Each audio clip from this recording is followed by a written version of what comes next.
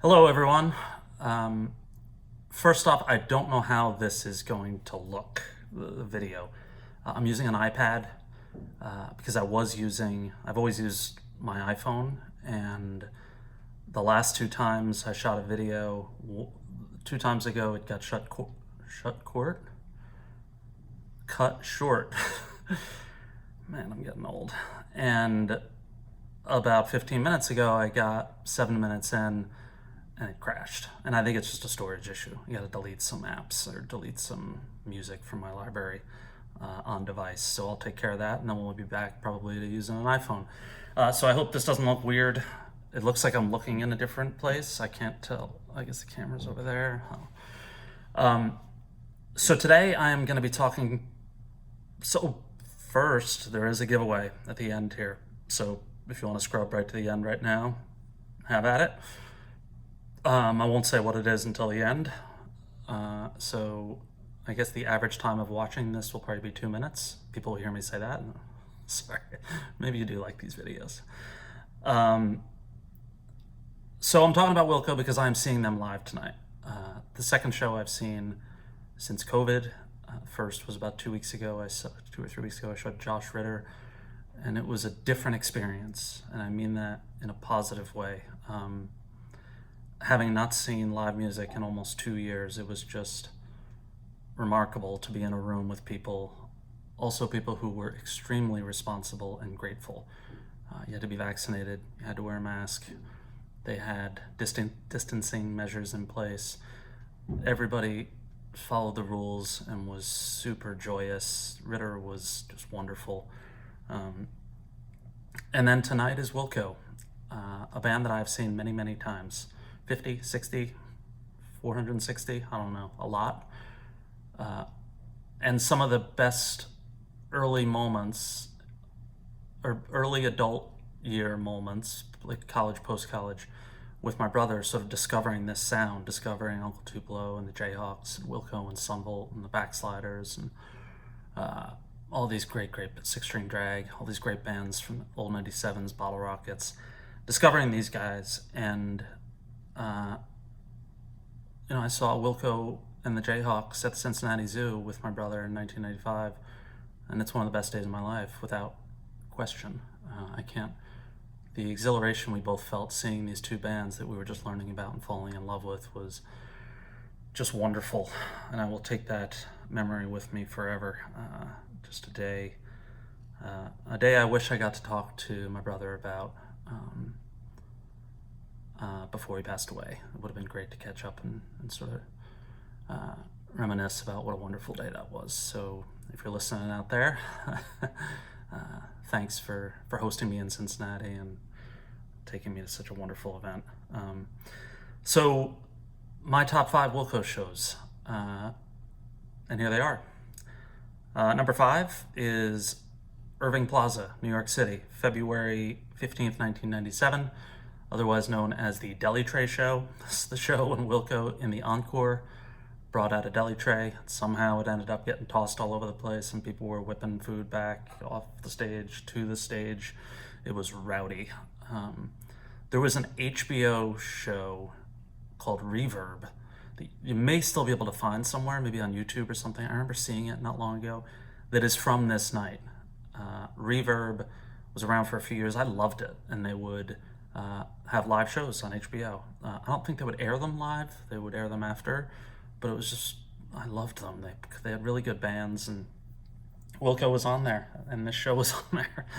I went with 3 of my close friends that I grew up with, and it was just an incredible night. The Being There tour, some say the best Wilco ever was. I think that's probably accurate. The Being There tour, to me, was when they were just all cylinders. Just such a powerful rock and roll band. So that's number 5. Number 4 is about 2 years earlier, and this was at Tramps in New York City on June 9th, 1995. The following night is when I met Jeff Tweedy, which I will show you if I can get it off the wall. I can. The following night in Boston was when this photo was taken of Jeff and myself, and as you can see, it's signed. My brother got this signed at Bogart's in Cincinnati. He had a copy of the photo and had Jeff sign it. He sent it to me. So it's obviously now in a good spot on my wall.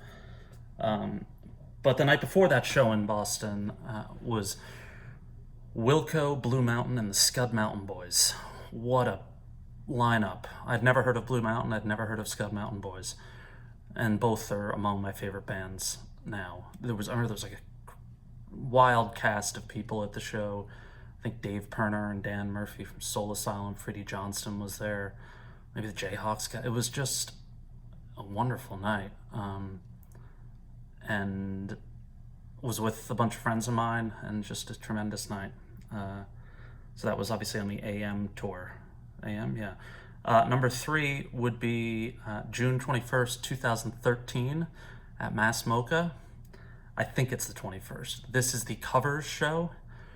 The first time I went to the Solid Sound Festival, I went in 2013, 15, and 17.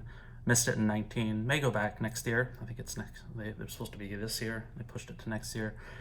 But it was my favorite band at the time. Wilco really is it's Springsteen and Wilco,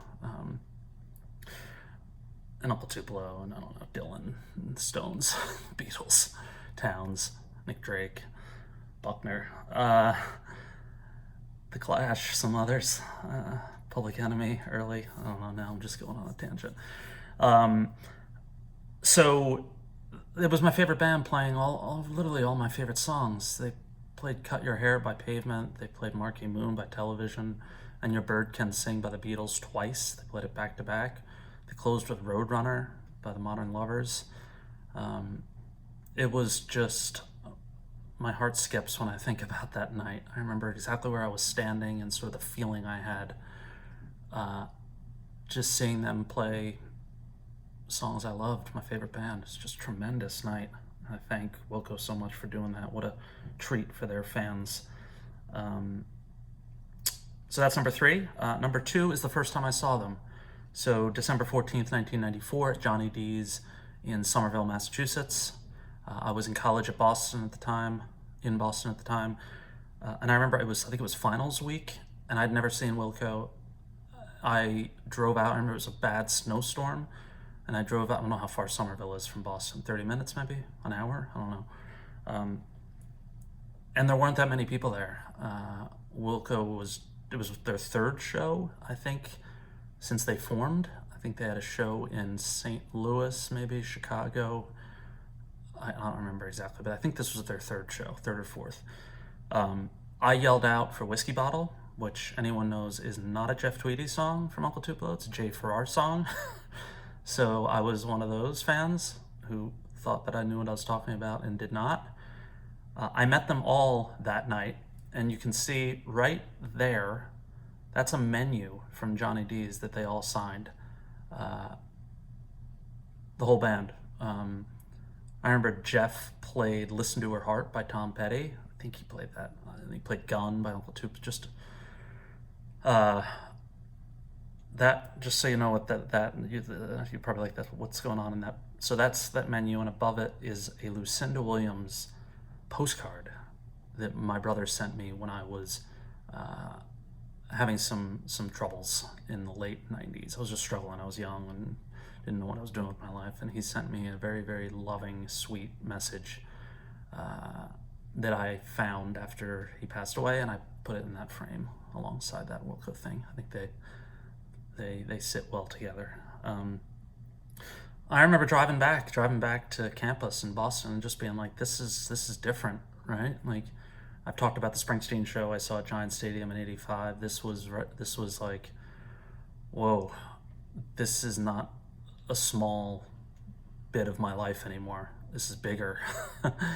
And I mean, I can honestly say, I can point to that night and that period and say the majority of the records behind me are because of that. It's because of Wilco and Uncle Tupelo. Even like jazz stuff, like it got me so into music that I couldn't stop. You know, I got into Graham Parsons and the Burrito Brothers and Towns and the Ramones. even soul music, right? Got into Otis Redding and Sam Cooke and Curtis Mayfield, and all that really points back to when I found Wilco and those guys, and music just felt different. It felt like, wow, this is something that I'm never going to be able to escape. It's cost me a little bit of money. So just a wonderful night that was. And then number one, of course, is the Cincinnati Zoo show. Wilco and the Jayhawks with my brother. I think I mentioned this in a previous video. We met two guys from Texas. They were standing next to us. They were about our age. So at the time, this is July 16th, 1995. So right after, my brother had just turned 25 and I was 21.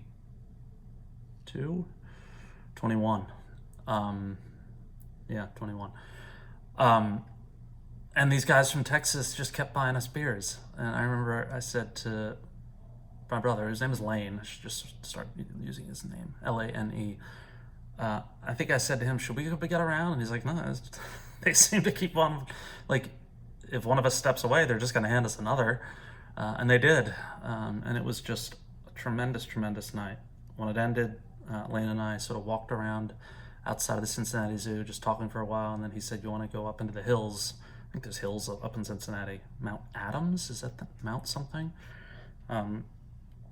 And we drove up and we had a few more beers and just were relishing the moment or the night. An incredible day to see two bands that are still among my favorites ever. So those are the top 5 Wilco shows. Maybe tonight we'll crack that top 5. It's definitely going to be emotional for a number of reasons. And now I'll just quickly go through my top 5 Wilco albums. These are my favorites. Number 5 is The Whole Love. Very underrated Wilco record. I think this came out in 2011. Has, I think One Sunday Morning is arguably the best song Jeff Tweedy's ever written. My favorites that he has ever written are One Sunday Morning, Laminated Cat, which is on the Loose Fur record. What else? Sunken Treasure is probably up there. War on War. I Am Trying to Break Your Heart. There's a lot, but a very underrated Wilco record, which holds up very well over time. Number 4 is A Ghost Is Born. This is the first post-Jay Bennett record. It came out 2004, I believe, so after Yankee Hotel Foxtrot. A record that I never really got that into. I think I went on like not a breather, but like after Foxtrot was so good that I listened to that record so much that I think I took a little break after, and A Ghost Is Born. But when I go back to it, man, there are some great songs. Hummingbird, Muzzle of Bees, great record. Number 3 is Being There. Came out in 95. This is the original that I bought. I've told this story. I was working in Manhattan, and not long ago, had discovered Wilco. Found out that there were advances of this record floating around. I called a bunch of record stores in Hoboken. One record store said, we have it and we can hold it until tonight. So I can't remember what, I somehow got out of work. I faked that I was sick or something. I've never done that in a job. Well, maybe I've done it once. I just had to have it. That was what this band had done to me. I couldn't let it fall out of my hands because it was coming out in like a week or two. And I went home and I listened to it. I stayed up all night listening to it. This record is just incredible. 2 and 3 are sort of tied. Summer Teeth, a very personal record for me. Love this back shot. Looks like they're like hanging outside of a DMV or something. There's Jay Bennett. There's my dog Bennett, named after Jay. I love the artwork on this album. And just, it's a perfect record. How to Fight Loneliness, I think one of the greatest songs ever written about mental health or depression. At least that's my read on it. The song Summer Teeth, I'm Always in Love, Pie Holdin' Sweet, via Chicago. That's in my top 5 Jeff Tweedy songs. I love this record so much, and it meant so much to me, and still does. And of course, of probably no surprise to anyone, largely considered their classic, Yankee Hotel Foxtrot came out in 2001/2002. Love these sort of simple images of Chicago. Of course, the towers in Chicago. Some would say this is the best record of the last 20-25 years. Pitchfork gave it a 10.0. For me, we heard these, I was living in New York, we heard these songs before 9/11. As most know the story, that they released them, I think, on their website when they were dropped from their label and then got re-signed by the same label, a different imprint or different subsidiary. And that record, I still can't believe that these songs were written before 9/11. Tall buildings shake, voices escape, singing sad songs. I assassin down the avenue.